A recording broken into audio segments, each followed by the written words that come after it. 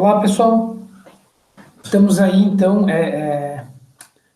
vou gravar essa videoaula para vocês, a seção 14.10 do nosso livro texto, a equação de Bernoulli, né? A gente vai utilizar a dedução do próprio livro em leituras de outros autores, como o Tipler, o Sears.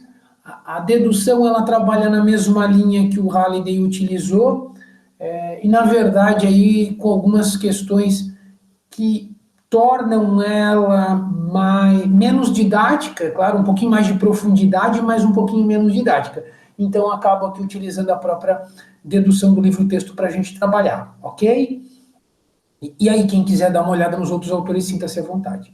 O que essa aula, na verdade, ela vai trazer? A dedução da equação de Bernoulli e a interpretação, vamos tentar entender um pouquinho o que quer dizer essa equação lá no final.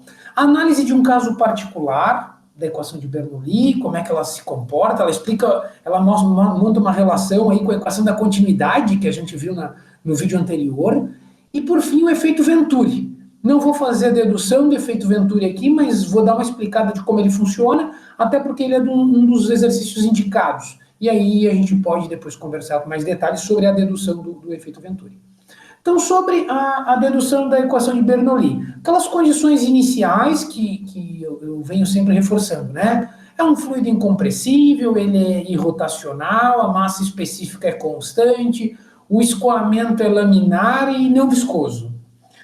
Bastante condições impostas, mas necessário, porque senão o comportamento não satisfaz a equação.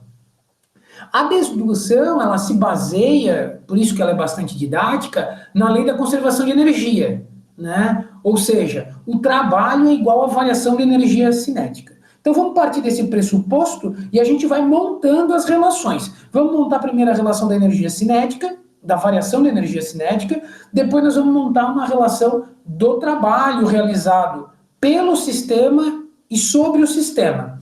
E aí a gente junta isso tudo no final e chega à equação de Bernoulli, ok? Então não podemos esquecer. Partimos do pressuposto de que da lei, né, do pressuposto não, da lei propriamente dita, que o trabalho é igual à variação da energia cinética. E aí, pessoal, deem uma olhada no desenho ao lado aqui, ó, como é que a gente imagina isso. Ele é um tubo, né, uma tubulação, um fluido em movimento lá dentro, ele não está estático, né, como lá no início do capítulo. A gente pensa num elemento de volume aqui, que ele está sujeito a uma pressão, e ele ultrapassa a uma altura y1, né, com uma velocidade v1. E aí ele ultrapassa uma linha, né, essa mesma linha está projetando no desenho de baixo, né, e esse fluido, então, ele se desloca por esse tubo, ele está subindo, ele é ascendente, e esse mesmo volume, esse elemento de volume, ele está lá em cima, né, na região do ponto 2. O que a gente imagina que aconteça aqui? Na verdade, existe um trabalho feito do sistema empurrando, né, um determinado intervalo de tempo, um tempo mais um ΔT, que esse fluido se desloque, né, como está mostrando no desenho aqui embaixo, na representação aqui embaixo. O cilindro azul um pouco mais escuro na esquerda. Ou seja, nesse intervalo de tempo, existe um trabalho que faz com que esse elemento avance. Ao mesmo tempo, o elemento lá em cima também avança na saída, né? Então, a equação de Bernoulli, ela tem que trabalhar buscando uma relação que diz em relação ao quê?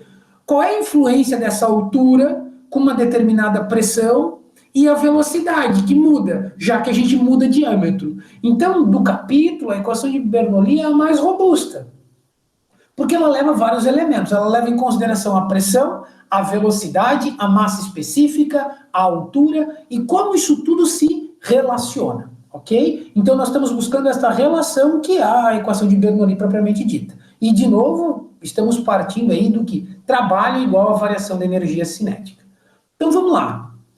Primeiro, como é que é a variação da energia cinética? E aqui a gente sempre vai trabalhar em relação ao ponto 1 e o ponto 2.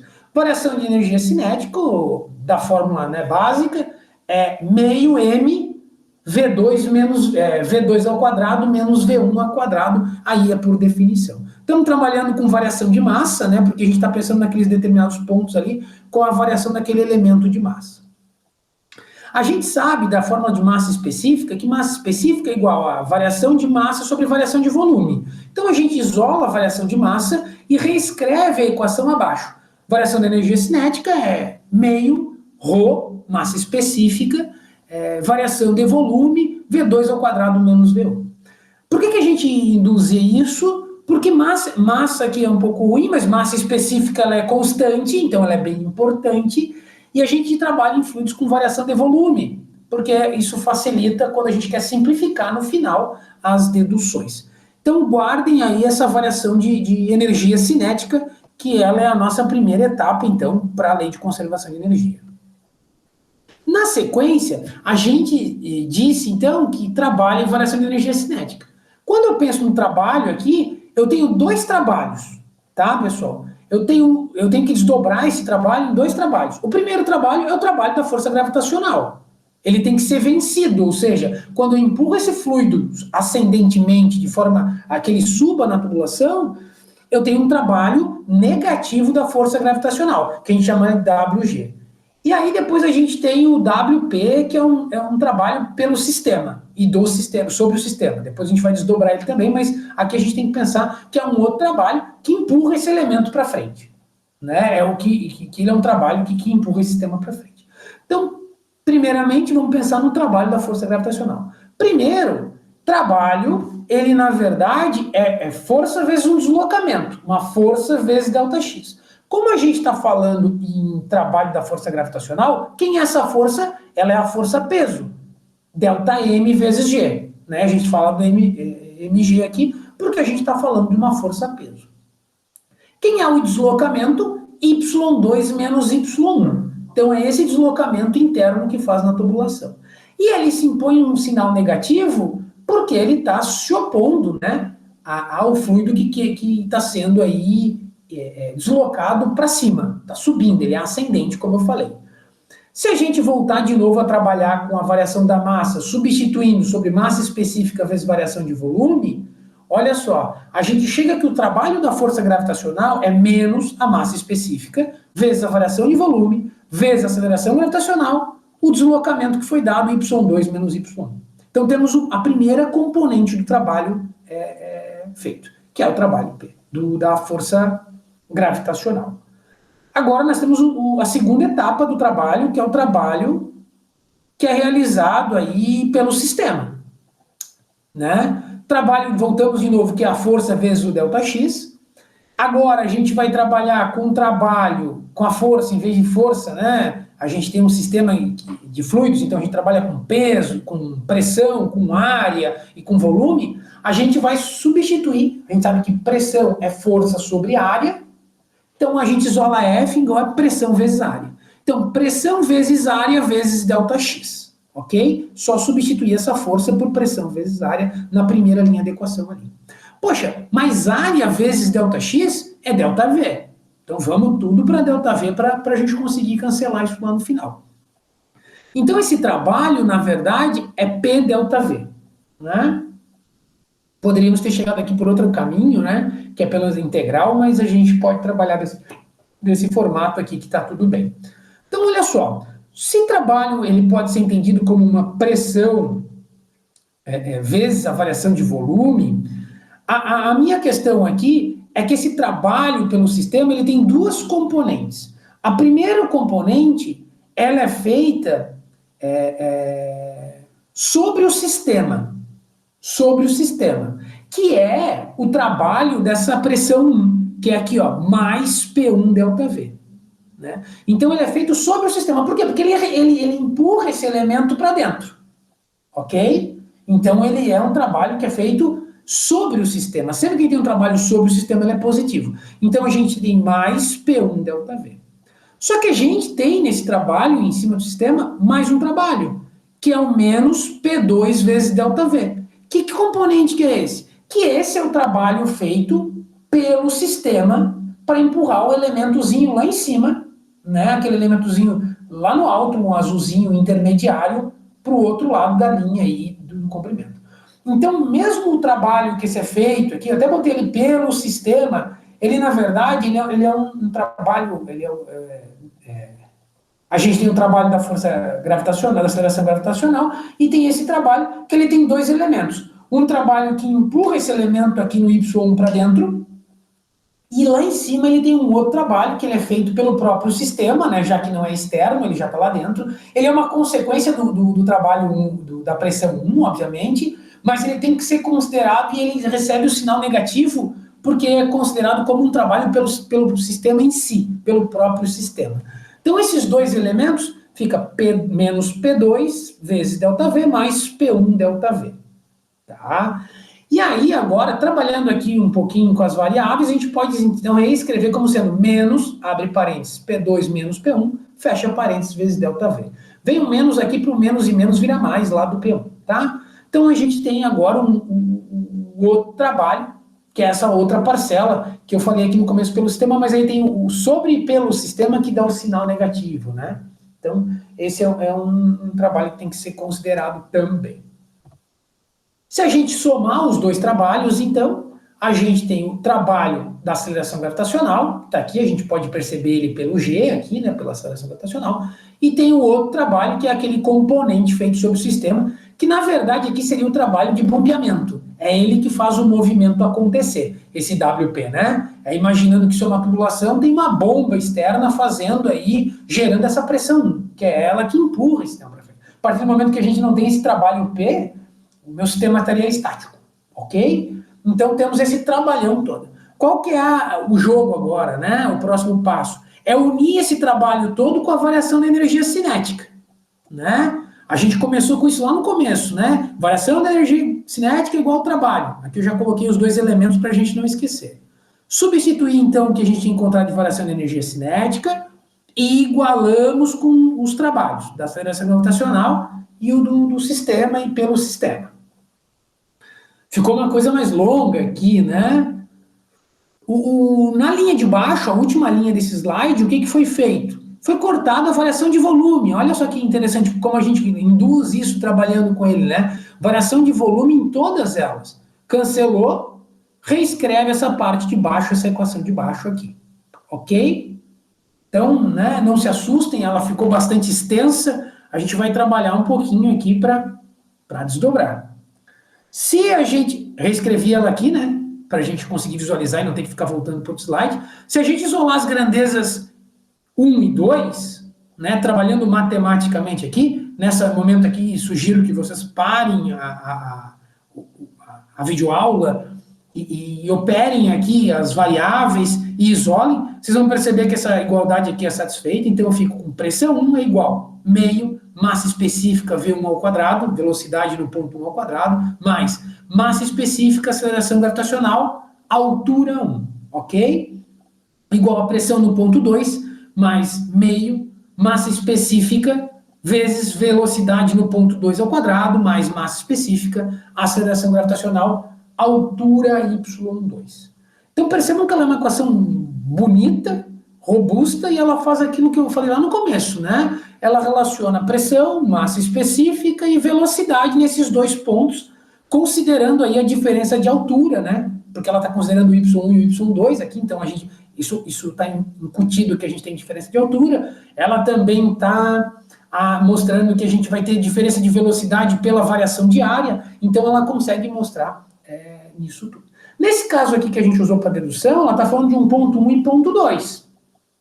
Mas isso é uma constante, né? Ou seja, se a gente pegar essa parte de baixo aqui, ó, P mais meio, massa específica vezes velocidade, mais massa específica G e uma altura Y, a gente pode entender que isso é constante. Então eu posso pegar para qualquer pontos. Posso pegar num outro ponto qualquer. Tá?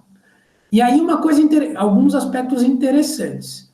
Como a gente está tratando, né, de fluxo laminar e rotacional, não viscoso, não necessariamente eu preciso pegar a parte central do tubo, tá? Posso pegar em qualquer ponto do tubo. Se tiver rotação, aí já dá um pouco mais de problema, né? Mas, é claro, né, a equação em si ela responde muito bem para essas condições ideais. Em situações de contorno, que a gente quer se aproximar de uma resolução, a gente pode pegar em qualquer altura do tubo que ela satisfaz mais ou menos aí de forma bastante satisfatória, digamos assim. E percebam o seguinte, né? Essa fórmula de baixo, que é conhecida como equação de Bernoulli, ela tem um elemento cinético, porque ela tem um elemento aqui, é o segundo elemento, né? Meio, massa específica, velocidade, que está associado à velocidade. E ela tem um outro elemento que ela está associada à energia potencial gravitacional, ρGV, ρGY aqui, né? Desculpa, ρGY, que ela tem a ver com a altura.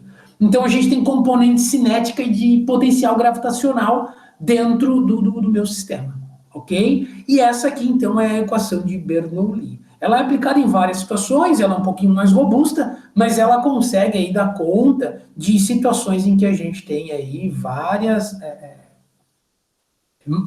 alterações de parâmetros, né, como diâmetro da tubulação, como altura de movimentação. Então, ela é bastante importante aí para sistemas hidrodinâmicos. A mecânica dos fluidos aí tem a equação de Bernoulli no seio dela aí no funcionamento, tá? Um caso particular aplicado à equação de Bernoulli que é bastante interessante. Se não houver mudança de altura, a gente tinha no slide anterior essa equação bastante comprida aqui, né? V1, Y1, V2, tudo isso, né?